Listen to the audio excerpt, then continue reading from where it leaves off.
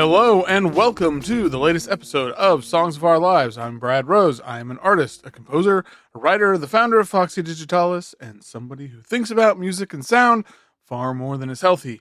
Each week I invite on a guest to talk about the songs and the music that has meant a lot to them and left its mark. Previous guests include Nick Zonka, Seth Parker Woods, Tashi Wada, Jan Novak, Cadence Weapon, Lawrence English, Matt Sage, Claire Rousset.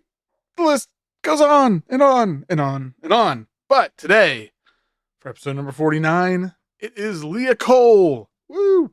Lia is great, of course, but Lia's got a new album out. Okay, this is weird. It's Lia Kohl, and Lia's great. This episode was a lot of fun, and there's something wonderful about bonding with someone over the love of refrigerator hums. But that idea, the idea of there being this sort of beauty and this musicality in everyday sounds, is the central thesis to her new album, Normal Sounds, which is out on August 30th on Moonglyph. It's a really special record. I've been a big fan of hers for a while. Like, I think I first probably heard her playing cello on something because she's an awesome cellist. But this, like, these ideas, I think, have clearly been sort of peppered within her music and her practice for a while. But it really just comes to this fully formed thing on Normal Sounds, and it just felt like, I don't know, like reading about it and listening to it and then hearing her talk about it, it's like, man, this is just speaking my language. I love this. And yeah. And so with that as the basis, we had a really great conversation, had a lot of fun. And I hope someday she starts a record label to put out stuff that her mom has made. You know, we're going to wonder, what are you talking about? Just listen. We'll get there. So, we recorded this a couple weeks ago. Like I said, a whole lot of fun. Hope y'all enjoy it.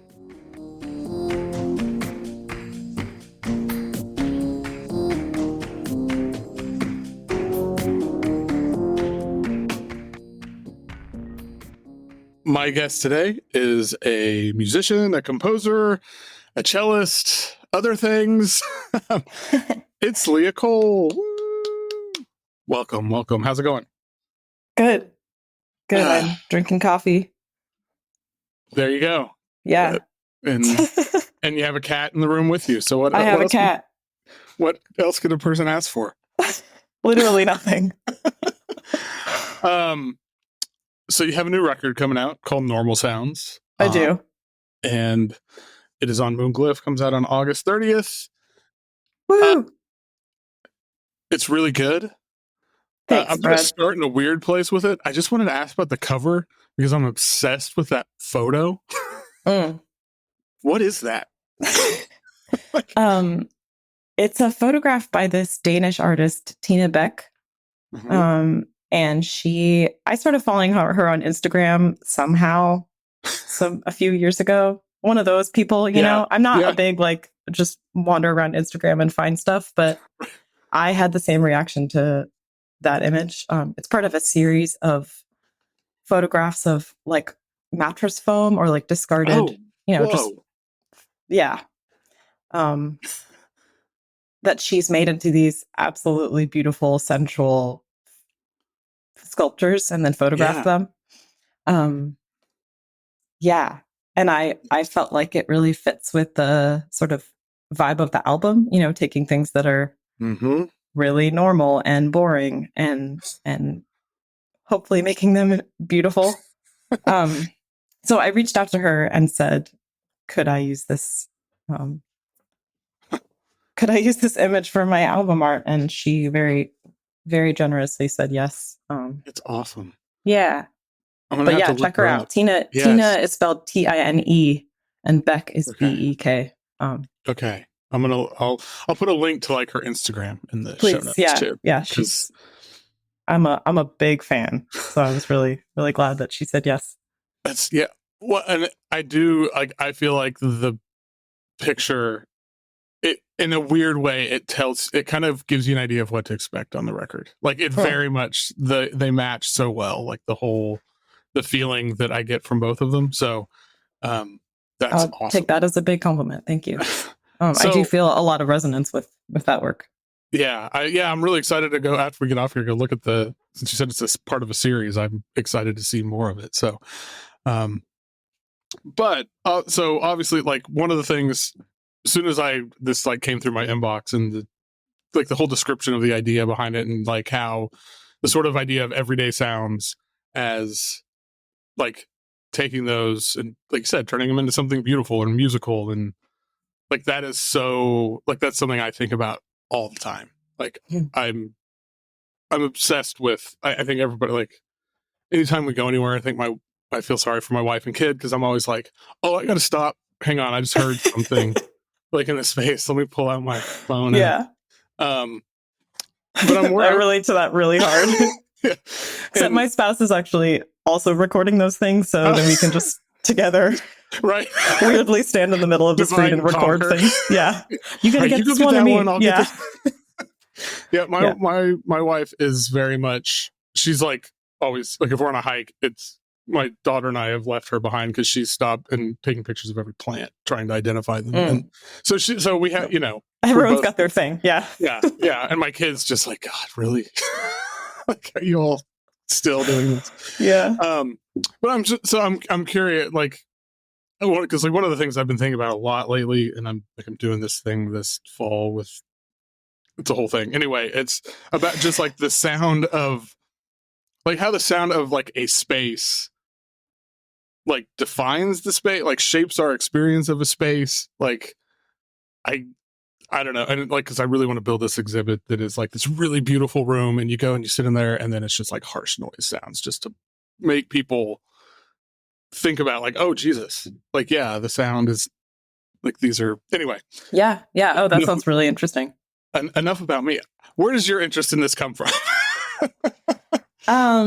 I mean, it's part of it is forever. I actually found a diary of mine from like 2008, maybe when I was in high school. No, I wasn't in high school. I must have been 2005. It's like baby Lia. And I'm talking about sound and like how there's all these unnoticed sounds that are in the world, so I'm like waxing poetic for sure. But yeah, so that's been kind of forever. But in making this album, I started taking recordings of fridge drones. Yes. Because there's like it's a beautiful like resonant frequency. So many frequencies. So that's where it started.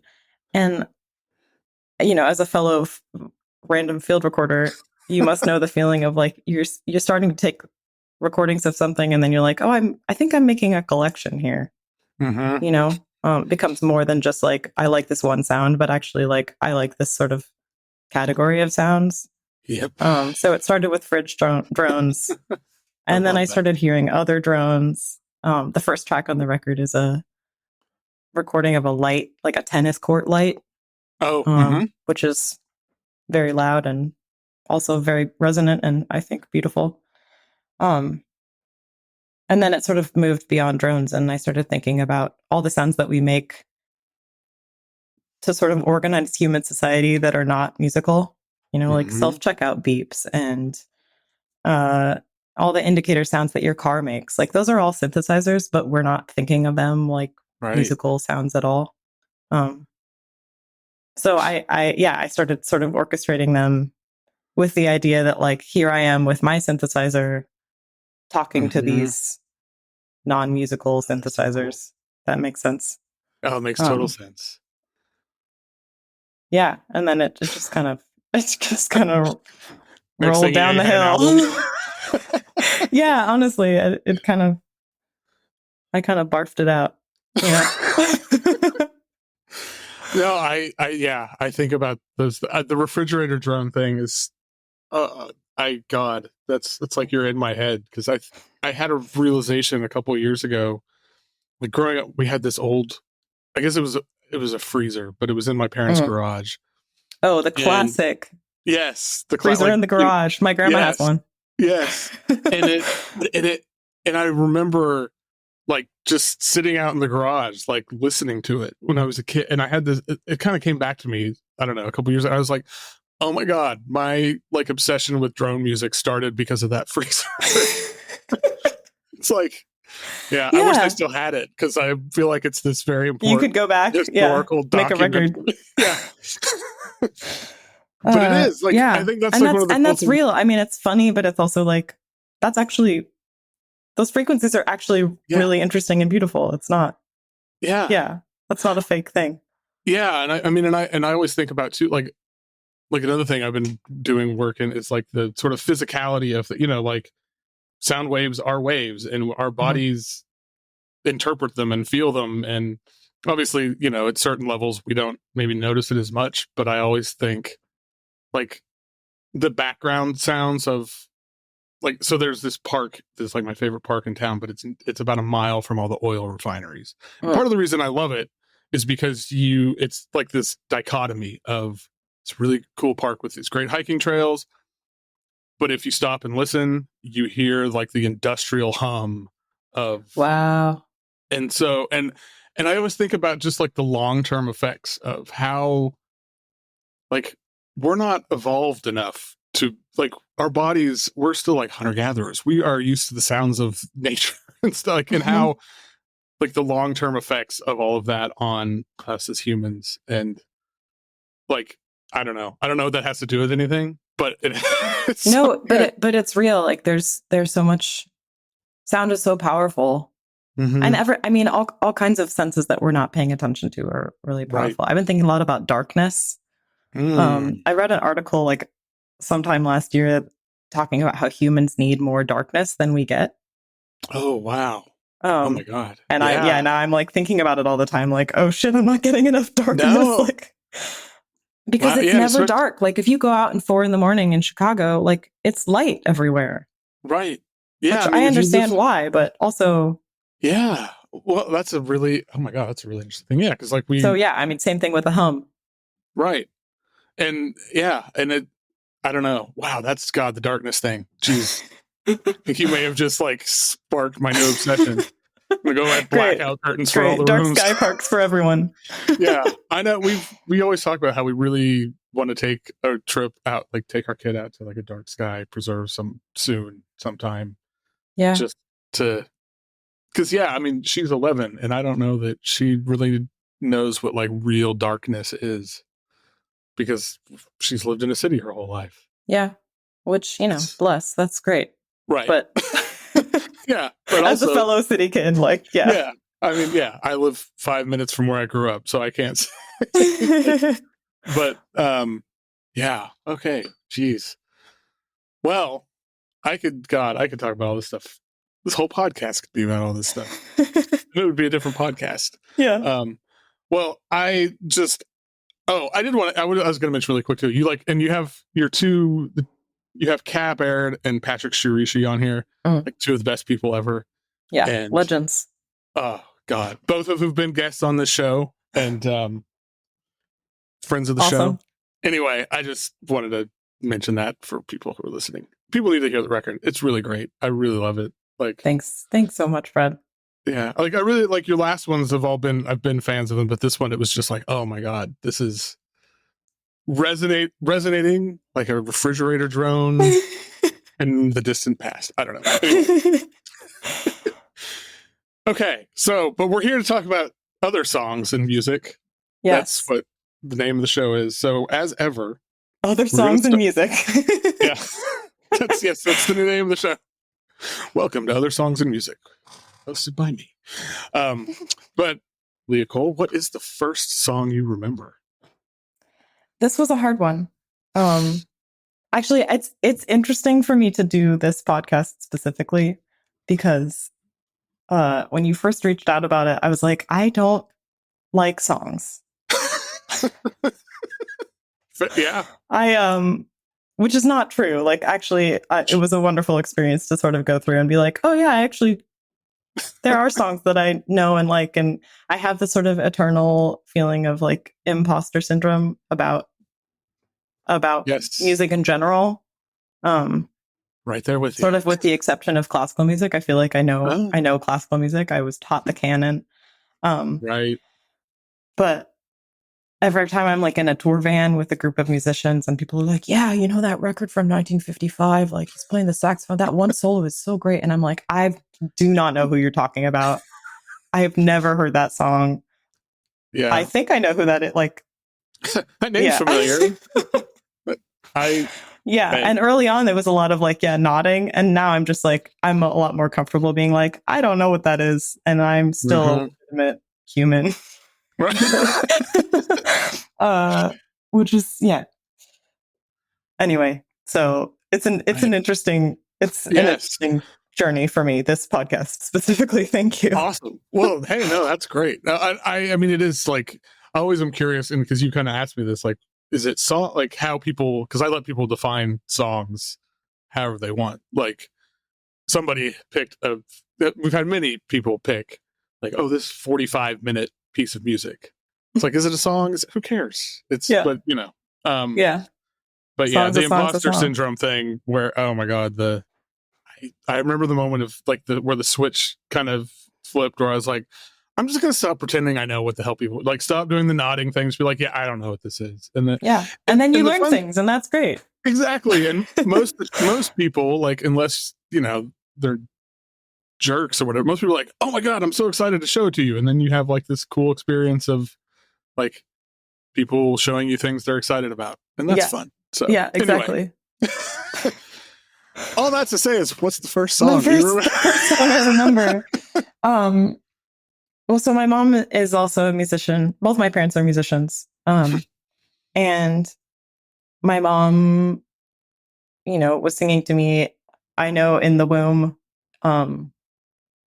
But some of my earliest memories are her singing to me at the piano and singing with Mm-hmm. me at the piano. Um, and I think when I was 2, she made this really wonderful recording of children's songs that she had been singing to me and was like, "Oh, this is wonderful Oh music." And I wow, have these arrangements that I've made just kind of that is awesome. first organically and then very intentionally. Yeah. Um, so there are some songs from that record, which I meant to digitize and send to you because it's wonderful. She often gives it, or yeah, often gives it to friends who are having children. Ah, yeah. That's kind of like the distribution at this point. But at some point, I would love to help her like have it be in wider distribution because it's really wonderful music.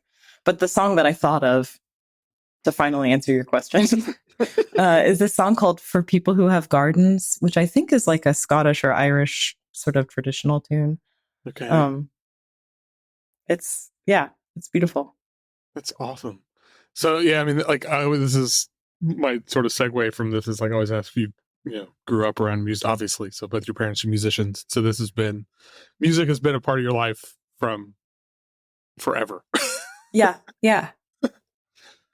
Did uh, did you ever? So when did you start playing? Was cello your first instrument, or did you start with like piano? I I did start with piano, um, which my mom teaches piano, Mm-hmm. and she taught me piano, and that didn't go so well.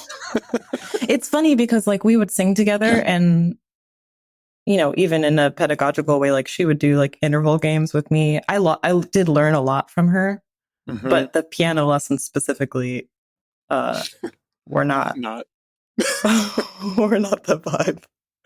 Um, I my very first recital was I played Jesu Joy of Man's Desiring by Bach.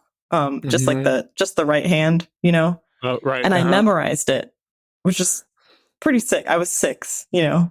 memorized it. Gosh. But then I think shortly after that, my mom was like, okay, now we should start reading music. And I was like, I don't like that. I don't want that. And I think that's when the piano lessons fell apart. But I started playing cello when I was 8. Okay. Wow. Um, yeah. My daughter is starting to play cello. Like, Oh, she's going into 6th grade and starting orchestra in, well, this is like next week. And so she picked the cello. Nice. So I'm Just very, kind of out of the blue. She was just like, this is what I want. she, so like somewhere towards the end of last year, like, cause they can choose either to do orchestra, band, or like PE and like normal music class or whatever. Like they have to have, Right. you know, The and two so genders. right, exactly. Right. Yes. Music and PE. Uh-huh. And so like they had they got to go see the band, they got to go see the 6th grade orchestra, and she had not expressed any interest in any of this prior to that. And me as a music person, like I was not pushing her anything, trying to be very conscious of, Good for you. you should do this. Good dad. Yeah. And so she came home and was like, I'm joining the orchestra next year. Oh my God, it was so cool. I want to do orchestra. And she was initially set, she was like, I'm going to do the violin. Want to play the violin? I was like, okay. All my friends who play violin are like, don't let her choose the violin. They're like, is it so hard? I was like, I'm not doing anything. Like, I'm just going to let her. And so then they had a thing like where it was a demonstration where you got to go. It was like the high school orchestra kids where you get to see demonstrations of the 4-stringed instruments that you can pick and hold one and try it out. And so she said, like, and then at the end of it, you tell them, like, okay, this is what I want to pick. And she told me, she's like, as soon as I sat down and they like put the cello not in my lap, but whatever, however you describe it, she was like, I knew that was the one. No. Oh, that's so great. I was like secretly hoping she would pick the cello like over anything, but I didn't ever say the song. I was just like, yes. Wow. So, congrats. Thank you. So if you have any tips for somebody starting out cello, I'm happy to pass them along. Okay. But anyway, enough about all that. Do you consider yourself a big crier? Yes. Yeah. So what's a song that, like, do you have a song? What's the song that makes you cry? Is obviously the question, but yeah. Probably a lot of songs, depending on the mood. Fair. But the one that I thought of immediately to go back to my mom is Our House by Crosby, Stills and Nash. Yeah. It's funny because I don't know that I knew that song growing up. Like, I don't know. I sort of don't know where it entered the vocabulary. But I remember being on a walk with her a few years ago in Chicago. And it was playing in a store, and she's like, do you know this song?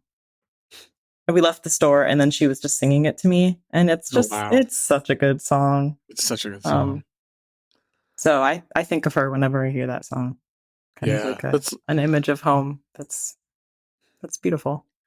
Yeah, that's a song that very much reminds me, like, neither of my parents played instruments or anything, like, but they were like my dad. Like, some of my earliest memories are like sitting at home listening to records with my dad.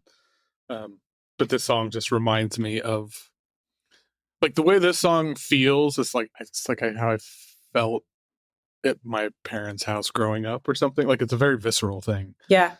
And that speaks well of your growing up time. I've been very lucky. Yes. My parents, I mean, they live, like I said, I live 5 minutes from where I grew up, and they still live there. This is my grandma's house that we bought from her. Wow. Oh, that's beautiful.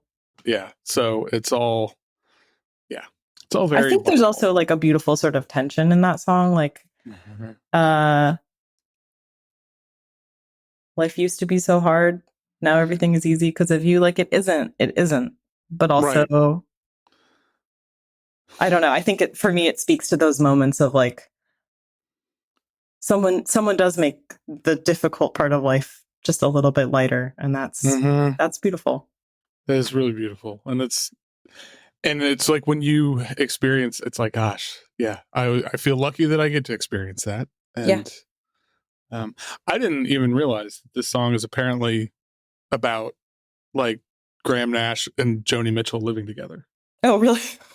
I didn't realize that. I had no idea. I just think about my mom. Yeah. Same. I think I was like, when I was kind of prepping for this, I was like, oh, it's like, so Okay, that's cool. I don't know.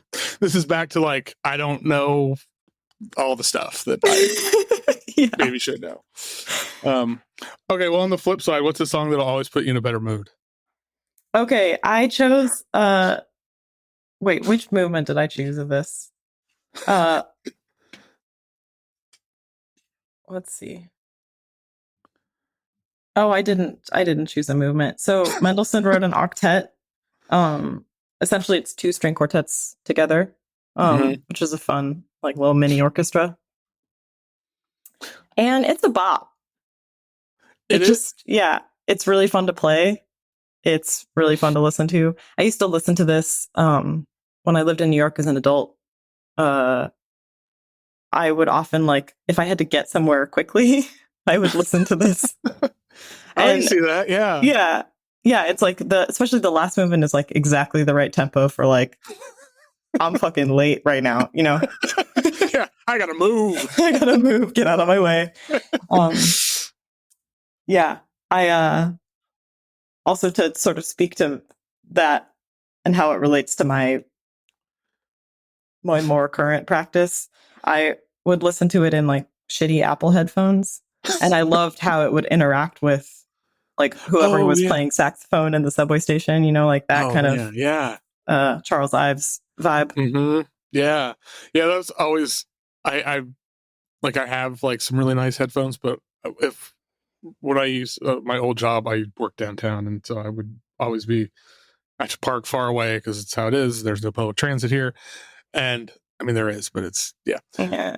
But anyway, like walking to the building, like I always had like shitty headphones because I just liked the way listening to the city interact with whatever I was playing. Like it just made it Yeah. feel, and it became sort of like this morning ritual where if I didn't do that, it was like it turned my brain and like, okay, we're at work now. You gotta. But I just yeah, that's really cool though. I love doing that. I love the like Yeah. again, it's the sound of I don't know. It's the sound of spaces and the sound of normal boring sounds mixed with Yeah. Yeah. beautiful string octets. I mean, that sounds like a great record. Yeah. See? um, is this something like you've played before? It is a couple of times, yeah. Yeah, but that is fun. Which yeah. It's a lot of fun. Yeah, A lot of work for the first violinist. So, you know, but they can do that. yeah. Hey, they picked the violin. Yeah. They wanted to be out front, so you got to do. That's your problem, buddy. um. Okay, well, here's everybody's favorite question: what is objectively the best song of all time? Hilarious question. Thank you so much. Absolutely, my pleasure. I picked more classical music for you, which I don't know how I feel about that sort of socially. um there's a lot of amazing music in the world, but you mentioned, you know, like what would you show to aliens? Mm-hmm. Um and you know, the second movement of Beethoven 7, I would show that to aliens. Yeah. That yeah. I mean, there's I mean, not that I ever like argue like, no, this isn't the greatest song. I don't, somebody picked the Golden Girls theme, and I was like, hell yeah. Wow. It was basically them saying like, fuck you for asking me this question, which I was totally fair. Yeah. But yeah, I mean, like objectively, that's like one of the all-time great pieces of music ever written. Yeah. Yeah. Like I saw it live recently. I hadn't been to an orchestra concert in a long time. Yeah, I haven't either. And that's an amazing sound. That's a lot of humans making sound at the same time. Yeah. I think I have enough sort of distance from it as a player to just like be awestruck again. That's good. Yeah. But there's not a lot of musical situations that are like that, where you're like, this is 150 people and they're all playing together on purpose. Yeah. And yeah, I remember I think I was in high school, must have been high school, and went and saw was it Beethoven's Fifth? Oh. It was one, but it was like they had a full choir. with the orchestra. So maybe it Oh, wasn't nine. nine. Nine, Yeah. yeah. And I think I just sat there the whole time, just like jaw, because it was just like, how is this a real thing that is Yeah. happening in front of me? And yes, if aliens came here, just show them that and be like, look, please spare us. Or It's not all bad. it's not, yeah. Like we also Sorry, could do but this. would you like this? Yeah. So focus on this. Just don't look over here. Nothing going on over Yeah. here. This is yeah. Okay. Well, what on a different note here, what's the song you used to love, but now if you hear it or if you think about it, it doesn't really do it for you? Don't. I don't have an answer for this question. Okay. And I was trying to think about like, music that I loved in high school or like which, okay, to be fair, that was like I was listening to a lot of like bluegrass and newgrass. Oh, newgrass. Yeah. So I mean, like, I feel a little bit of like whatever that emoji is with the teeth, like Yeah, the grim. Yeah. About some of that, but also listening back, like, I don't know, it's cool. There's not a lot of music that I would be like, this sucks, and yeah. I mean, I couldn't really like pinpoint a thing for you that's like, yeah, no, that's fair. I'm not like actively listening to newgrass much. These Is days. it spelled like NEU or NU, like new metal, like newgrass? Oh shit! I think it's NEW. Okay. Man, it'd be so much cooler if it was. It would be so much cooler, yeah. But or I was I was thinking back to like middle school, like my Britney Spears CD that I had, but like I don't know, Britney Spears is sick. was awesome. Yeah. Like again, I'm not listening to that pretty much ever. But if like if Toxic comes on, like it's like someone's wedding, sure, I'm into that. Yeah. No, I mean that's there's been a number of people who have picked like their own songs for this, which cracks me up. Like their early songs are like, oh my god, I can't listen to this, awful. It's like, which I can, I understand. Like I have stuff of mine that but at the same time, it's like, I was like 18. Of course I was making terrible music. I think that probably in 10 years I will have something better for you. But I just started making music by myself, like, 4 or 5 years ago. So it's still relatively fresh. Yeah. No, that's, yeah. And who knows? Maybe, I mean, yeah. I don't know. I think there's stuff that I listen to, like another popular answer to this is like an R. Kelly song. Oh. And it's for obvious reasons, but like that's a bit different. So, well, on the flip side, what's a song that people hate it, people don't like it, people give you looks, but you don't care, you love it anyway?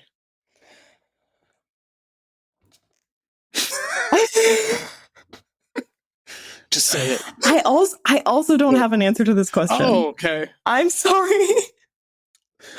This is, I think, one of the hardest questions because, like, I have a very specific, like, I have a song that I love that my kid hates and won't let me put it on. Yeah, like it's very. I will say so with that sort of framework. I don't listen to a lot of classical music in the house, even though I might otherwise, because my spouse is not a big classical music person.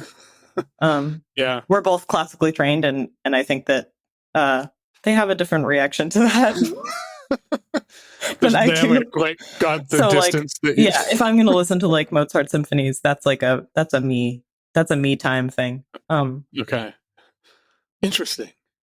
Yeah, like I always wonder. Like I think because I'm like all self-taught. I took guitar lessons for a month and hated it, and just decided to teach myself by listening to Poison and Motley Crue records. Excellent. That's really which I can't shred like those dudes, but whatever. But so like I don't have, because I know a lot of people are like that, like, oh, I grew up and like had class or whatever, like I went to school for this and now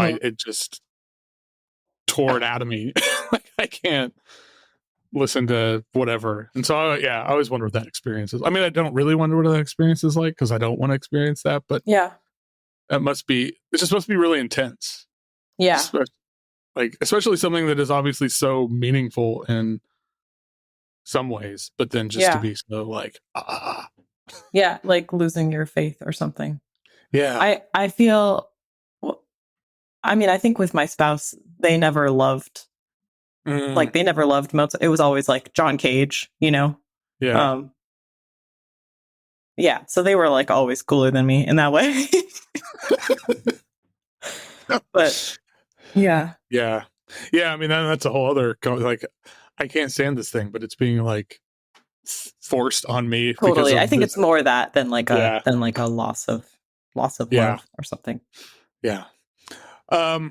Okay. Well, moving on to totally different thing. Do you consider yourself a romantic?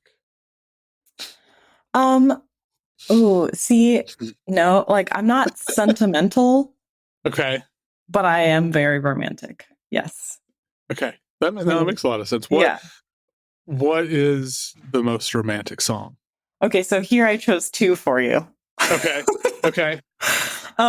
One is the song Maybe by Roberta Flack and Peabo Bryson. Which, like, honestly, I mean, I don't know if you listen to it, but it's actually not that romantic a song. It's very like sort of grounded. Yeah. Like maybe there, I forget what the line is. Something like, maybe there won't be any falling stars. Right. But like, but honesty is all we ever need. Like, right. I don't know. For me, it speaks very much to like, actually the beautiful part of being in love is like being a real person with someone else for like a long time. Yeah. You know, I've been married for 21 years. So yeah. I am. And it's like very romantic. Yeah. Like, it is. But it's also like real. I don't know. I think the sparkly part of romance is like not as much my thing. Yeah. No, I totally can relate to that. I feel like this song would also be really great for like a slow dance too. So yeah. Oh, I mean, they sound great. Like fucking Peabo Bryson. Yeah. Yeah. Roberta. Bring it on. Yeah. Yeah. Beautiful. The other song I chose is Sade, Lover's Rock. Because like Sade I mean, say no more. Yeah. I love Sade and I love Lover's Rock. Like the whole album. The whole album is incredible. It's like one of the greatest albums ever made, as far as I'm concerned. Yeah. God, this song too. Though, it's like, yeah, this is. I don't know. I don't even know if I have the words for it. It's like maximum romance, but it's also like, I don't know, just her like voice and her lyrics and the arrangement. Like, the lyrics are incredible. Yeah. Yeah. I don't know. When I like first thing, like romance, Sade is usually the first thing that comes to mind, which feels a little cliche maybe because like Sade is so much more than that, but man, she can write a love song. She really can. There are a lot of Sarah Vaughan songs that I was considering here too. Right. Yeah. Yeah. No, those are two wonderful choices. Love that. Well, what's a song that changed your perspective on an artist, either for better or for worse? Okay, I've never been like a big metal person. Okay. Same, actually. Mostly because like, hair metal, but when I was like 10. But anyway, yeah. Hell yeah. But it's mostly because I never understood like screaming. I think that sound like I find to be like viscerally difficult. Because that when I hear that sound, I'm like, someone is in trouble and needs help. like I need to do something. Like something in my body reacts to that sound. Like something's wrong, and we need to. Totally makes sense. Yeah. Why are you finger tapping? You're in pain. We need to go to the hospital. Oh yeah. But my spouse loves metal and loves Meshuggah specifically. Mm-hmm. And I don't know, you try to love the thing, or like try to like Yeah. at least engage with the things that the people you love. Mm-hmm. And you know what? It's actually really sick. Yeah. Uh, I this thing, like, I'm not a big metal person either. I like, because the thing you sent me, it's like, because it was like you were talking about like the intro. It's like this whole live performance. It's like an hour. it's performance. Like it's not just the music. It's like the lights coming up, I the know. people waiting, like a lot of people obviously waiting for these people to like shred. I know. And just, yeah. And I ended up watching like almost the whole thing because I was just so like, like just couldn't take my like eyes off of it. It was so, and it's just like it's so intense. Like the speed of it and the like intricacy of it. I don't know. Like, again, I'm the same. Like the screaming is the part I have a hard time. Like, but the music parts of it, I'm just like, damn. Yeah. And I think I'm coming around somewhat to the or not. I don't know if I'm coming around, but I'm like more okay with it. The more it's like exposure therapy or something. But yeah. Man, it is. Yeah, it feels like very musical theater too, because of all the like lights and the like. And they would, I love that. And the metal people probably hate that. To be like, oh my god, no, we're not. Yeah, but it is, and it is. It's a total. It's a yeah. It's so like. Have you gone to like any like metal shows with your spouse and stuff? No, I think that is maybe too far for me. Yeah. Like I probably could have if I was at that live show, I could have like dealt with earplugs. Yeah. Several pairs of earplugs. I could have dealt with like the beginning of that and I've been like, this is sick. Now I feel completely full. Yeah. Yeah. No, that's I do love that though. I don't know. I feel like I want to know more about metal, but I don't know. I mean, there's enough music out there. I can whatever, but I don't know. This was sick though. That's all. Yeah. Like this is really sick, and it's cool like to find the thing that helps you understand like, what are people all about. I know. Yeah. So are you a big lyrics person? Do you pay attention to lyrics? I like a good lyric. But generally no. I actually throughout this whole process it's interesting to like think about first of all like songs at all, but also just like this sort of category of music. I feel like the music that I love is all not tied to a specific emotion. Yeah. Or tied to maybe an emotion that's really complex. But I don't know. Someone recently asked me about my own music, like what emotion am I trying to convey? And I was like, wow, I'm not trying to convey an emotion at all. Like I'm not, and not to be like, I'm a very emotional person. It's not like I'm some kind of weird, cold alien person and I don't, I don't feel things. But I think the thing that I'm so often going for in my own music and that I'm interested in other people's music is like just experiencing the world and sort of, making a frame for that. I like that. Or a place to sort of all stand next to each other and look at the world together, listen to the world together. Which is not an emotion, like it's just being alive. Yeah. No, maybe it's awe or wonder or something.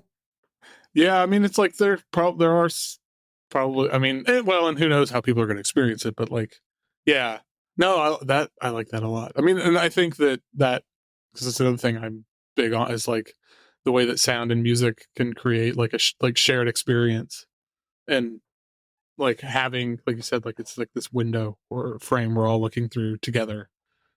Like, I don't know what the emotion that is, but it's a really nice thought, like in a nice feeling. Like it's a nice feeling. Yeah. And it's, to me, like stuff like that's really interesting because that's something I think about with my work a lot of times, is creating moments using sound and like everyday sounds mixed with composition or whatever to maybe get people to think about those sounds in a way they hadn't before. And like, and then it gives you, and then have a conversation about that, or not if you don't want to, but like, just, I don't know. Yeah. So yeah. This is all very roundabout way to say, what are your favorite lyrics? I mean, I was having trouble coming up with like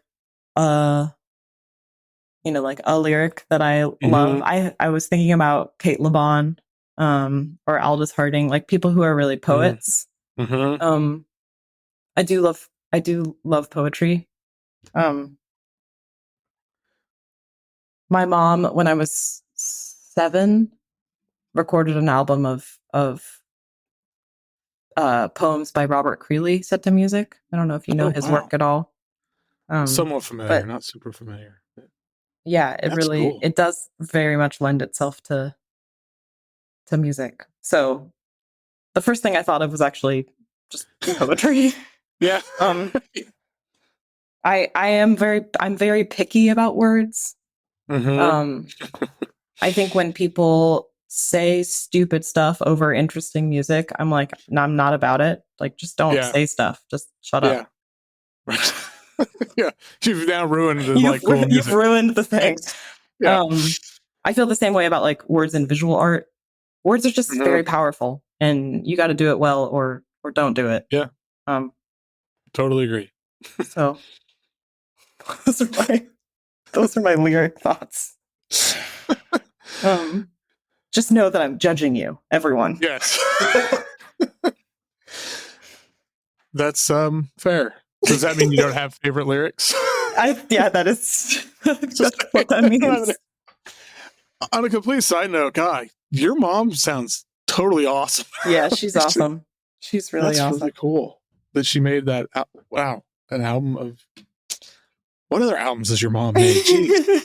You could start like a whole record label that's just like putting out your mom's stuff. I know. Okay, well, that's all fair. So, people, be careful with your lyrics. Be careful with your words. It's a good, I think that's an important lesson in life in general. Be careful with your words. Yeah. What is the last song you completely fell in love with? Okay, I have started doing this thing where I've started doing this thing where I take a radio with me when I bike around. Cool. I just like put it in my bike basket and listen to the radio, and it's fun because like the signal goes in and out, and I love that shit. Yeah. That's like a good basis for a record. Yeah. And it might be that too. I've been rehearsing this piece with another radio artist. And so I'm like bringing my radios down to his house. He lives like 30-minute bike ride from me. And then I was like, oh, these are all radios. Like I could just put one on and then we'd have music, and that would be nice. All that to say that the other day I was listening to the classical radio station, and these 3 pieces by Nadia Boulanger came on. I think it's called 3 Pieces for Cello and Piano. And the first one is just it's so good. I stopped and like Shazammed it. Because I was like, awesome. I can't wait for the person. Like, what if I miss the person telling me what this is? Yeah, it's good. The other 2 are fine, but the first one is really great. That's a really cool, I love that idea of just, the radio thing. Like, that's such a good idea. Like, you can't, like, again, like around here, well, biking, like you can, but there's no infrastructure for it. And in a car, you can't really do that because you keep the signal. Yeah. I mean, yes and no. I feel like there are probably stations that you could pick that would go in. That's true. But yes, I know what you mean. I really love, but I just, and again, like that's such a cool thing. Like the chance of it is part of the magic. Like, Yeah. Here, who knows if you ever would have heard this otherwise? and that's just makes it even better. Yeah. Okay, well, what's the best hype song? What's one? Okay, I am a big T-Pain fan. Um, Same. I love T-Pain. Have you seen? Okay, he recently did this like live. What is it called? On Top of the Covers or something? No. He did this like series of live shows where he did a bunch of covers. Oh, And wow. that guy can Oh, sing. He can really sing. So my kid, I think during the pandemic, and she was, how old was she? 7 or 6? I don't know. Anyway, she really wanted to watch that show, The Masked Singer. I don't know if you know what The Masked Singer is. It's like where celebrities dress up in costumes and like sing and get voted off. You don't know who they are until they take off their costume. And it's like some of them can sing, some of them, can't. But anyway, so we watched the first season of it. And T-Pain won. And nobody knew it was him until the end. Yeah. And everyone was just like, holy shit. He can, because people think he can't sing because of the auto-tune. Yeah. It's like, no, that's just an artistic choice that he's making. Yeah. Yeah. He can. Oh, yeah. And he did, one of the things he did was the cover of that Sam Smith song, Stay, or I think. And it was just like, you could hear a pin drop. It was so, T-Pain. Anyway, I gotta look this up because I love T-Pain, and T-Pain singing other people's songs is like, yeah. Oh, it's so good. But also his own songs are really good, like we're about to talk about. Yes. So he has a song called "It's My Dog Birthday," it's the best. And he's just like hyping up his friend. This is his birthday. I know. He's like, we can do whatever you want. And it's beautiful. And I feel that T-Pain is personally hyping me up. Yes. Either on my birthday or otherwise. Yeah. Just the feeling of this song. Yeah. It's like so, it's just like so positive and not in a, I don't know, trite way or anything. It just feels so wholesome. It's so genuine. He's like, I want you to have a good time, my dear friend, on your birthday. Also, I love my birthday, really a lot. So this speaks to me. Yes. In my experience. We still kind of do it now, but before my kid was born, we would my wife and I would always, it was whatever was our birthday, we got to do whatever we want. It was made a whole big deal out of it. It's harder to do when you now that my kid's 11, it's a little easier, but and we let her do that, which this year for her birthday, she wanted to watch the Lord of the Rings trilogy from start to finish. Wow. Your kid is cool. Yeah. She's obsessed with Lord of the Rings. She got really into this dragon fantasy book series this year. And so we were like, we should show her, not that there's dragons in Lord of the Rings. I mean, anyway, I'm not going to go down that rabbit hole, but we were like, okay, I think she would like this. But we didn't know because it was they're 3-hour movies. And oh my God. She's probably watched them all 20 times. I love that. I love that. It's so good. But yeah, anyway, that's all to say. I love my birthday too. Wait, what did you do on your birthday this year? Okay, well, this year it kind of was a bummer because my wife had to go out of town for work that week. And our birthdays are 3 days. Her birthday's May 20th and mine's May 23rd. So sometimes we'll make each get half of a week out. We used to do that before my kid was born. Yeah. And we didn't have real jobs and stuff. Not that I have a real job. I'm a stay-at-home parent and do this crap all day. That's a real job. Well, yeah, but I know what you mean. I know what you mean. No one's expecting me to be at a place at 8 a.m. Sort of. Anyway, yeah.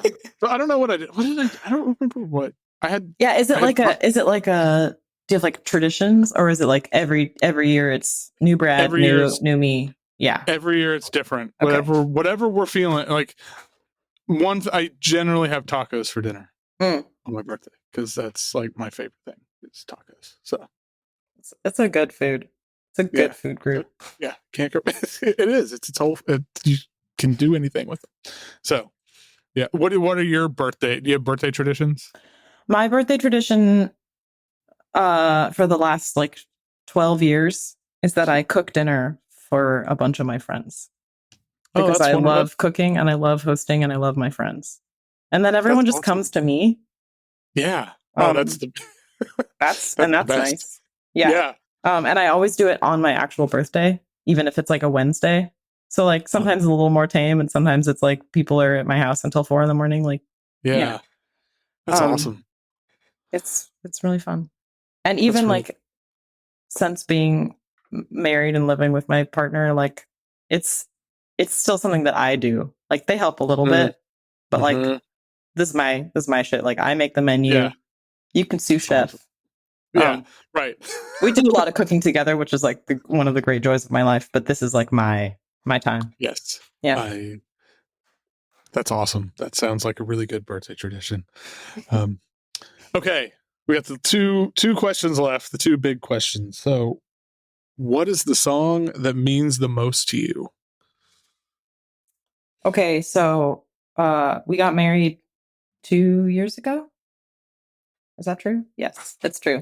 Um, and we got married in our backyard, and we had some friends of ours uh sing the Nina Simone version of "Let It Be Me," which is Oh actually an wow. Everly Brothers song, but she Mm-hmm. changes some of the lyrics and she does a Nina Simone on it.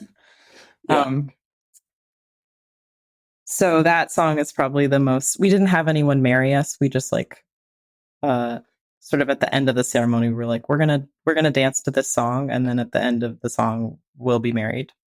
That's awesome. So yeah, so kind of like all our friends who were playing the song were the officiant of that moment. That's And awesome. it was beautiful. So that song is incredibly meaningful to me. Yeah. I mean, it's such a God. It's such a beautiful song. It's such a beautiful song. And She's her, singing yeah, with and her her. brother too in that version of it, which is Mm-hmm. pretty beautiful. They have like very Yeah. similar voices. Yeah. It's yeah. I just she's like what I could. I mean, could listen to her sing anything, and it would be Yeah. moving probably Yeah. because she's Nina Simone. But like this is especially. There's just I don't know. Yeah, like and I'm actually less familiar with the original version of this. I went back and listened to it, It's and fine. yeah, like this would be a good like one of the what cover songs better than the original. It's like oh Mm. this one's way better than the original. Like Yeah. Yeah. no, It's no interesting the shade to like the Everly small Brothers. choices that she makes that just change it, change the meaning of Yeah. things. And yeah, and of course like her performance of pretty much anything is the best. Yeah. Um Yeah, she's one of a kind. yeah. Um, all right, well, we're down to the end. So, in this moment in time, anyway, could change. Maybe it doesn't. But what is your favorite song? I chose a song. Uh, yeah, this is another one of those hard questions. But the first sort of experimental music that I ever heard, um, this was in college. But yeah, the first music that could be sort of categorized as experimental was the books. Hmm. Um, and so I chose "The Lemon of Pink" by the books because when I hear that song, I can go back to that moment of feeling like the world is suddenly like slightly bigger than I thought in this in the category of music and sound. Yeah. Um, and and that's a really beautiful feeling. And Yeah. and still like I have the record. I listen to it a lot because it's like because it's just really it's good. It's good music. Yeah, no, it's a really good. I hadn't thought about this I don't remember in a while. And yeah, again, like got your list and I was like, oh yeah. And then listen to this song and I was like, oh, I gotta listen to the whole record. Yeah, yeah. Like, yeah, but this song in particular, I really it just I remember hearing it like, and I don't know, I'd been listening to a lot of experimental and stuff, but I still never really heard anything like this because Mm-hmm. it was yeah, it was like oh, you can do this kind of thing too. I mean, like I know like you're saying like those moments where like I mean for me, I think I don't know, I don't remember how old I was, but like the first time I ever heard Terry Riley, Mm. like it just broke my brain in the best way. I was just like, oh my God, what is this? Like, what is this music? And I talked about this recently. We were talking about NC and how it was like, oh, there's this whole other way to compose and like write music where you're not telling people exactly what to do. You just kind of, and that made it was like, oh my God, the possibilities are endless. And then you can do things and just let other people, those moments are so special.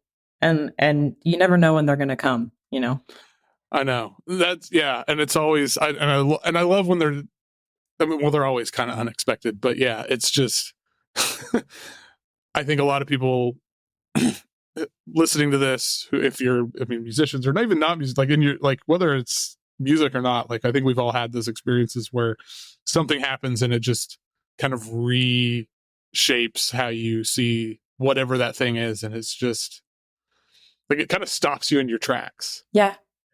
And it's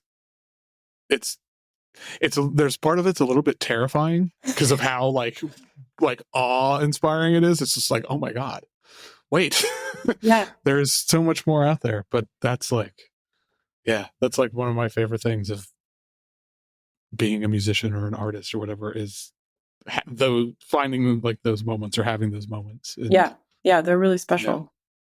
Well, that is a beautiful place to end this absolutely delightful conversation. Thank you so much for doing this. Thank you. This was really fun and challenging, and I like that combination. Excellent. Perfect. And Normal Sounds, August 30th on Moonglyph. Do you have are you going to be doing any like shows around it or anything? I'm going to Europe just before it's released, so I'm going to do a little jaunt around Western Europe, and then I'm doing a release show in Chicago on September 14th. Awesome. At Constellation. Well, everybody in Chicago, you know what you're doing now on September 14th. Thank you, Lia. Thank you.